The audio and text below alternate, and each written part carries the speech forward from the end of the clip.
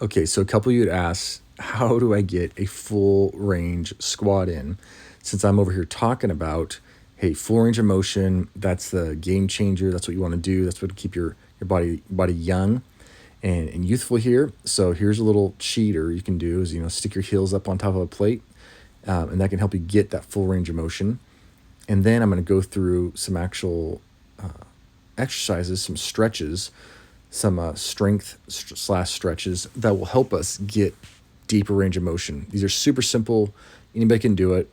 The main thing about these movements is if it causes pain, do not do it. Don't do it. You don't want to stretch through pain. You don't want to do strength through pain. And when doing this particular couch or hurdler stretch here on this box, you want your chest to basically be pulling straight forward. Like there was a string attached right where that EF is on my chest, and it's pulling me straight forward. And that'll really fire up the glutes. You're going to feel a real deep stretch in your glutes. And you know what? Those glutes, they tend to just shorten up as we sit in our chairs at our desks, and we got to lengthen those babies out if we're ever going to get in a reasonable squat position.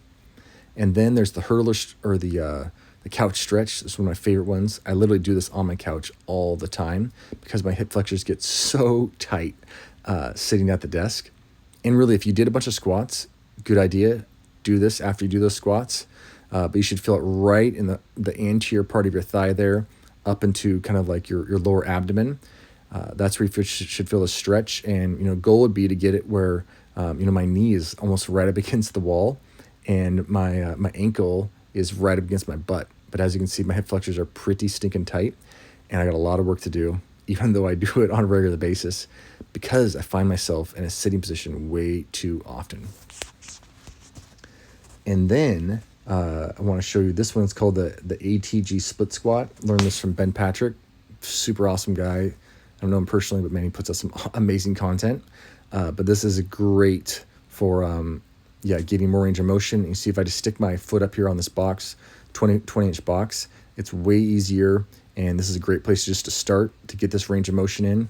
And if you flex your glute to pull your knee off the ground for the knee that's of the leg that's on the ground, then you can really get a great stretch to the hip flexors there. And it's just a great movement to easily get your thigh, your hamstring to come in contact with your calf without it being really strenuous. And as you've been practicing that, then you can get to where you actually go to a few inches off the ground with this 45-pound plate, and then eventually get where you could just literally do this on the ground with nothing, with no raise of the front foot there. And then you're going to be feeling really good about yourself. And man, your hips, your knees, your ankles, you're like, wow, the mobility here is amazing. Getting up and off the ground is so much easier. And you're going to feel like, man, that athlete used to be is like, it's coming back. And last but not least is these seated RDLs. This is a great one for strengthening the low back, as well as helping with adductor, so that the muscles on the inside of your legs and the glutes tension there and just lengthening them out. Also learned this one from that Ben Patrick, knees over toes guy. Man, I've been using this one all the time now, and it's paying huge dividends. I am so sore after I do it though. And I'm just using 20-pound weights here. I think it's best to just start out super light and make sure your back stays, nice and flat, locked in the whole way.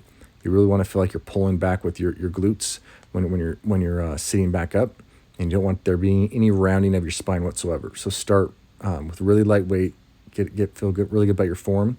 And once you got that down, you can always move up to more weight, or there's barbell ways of doing it, or even pulley systems you can use. But I would just start lightweight, and man, let's get you in that squat position.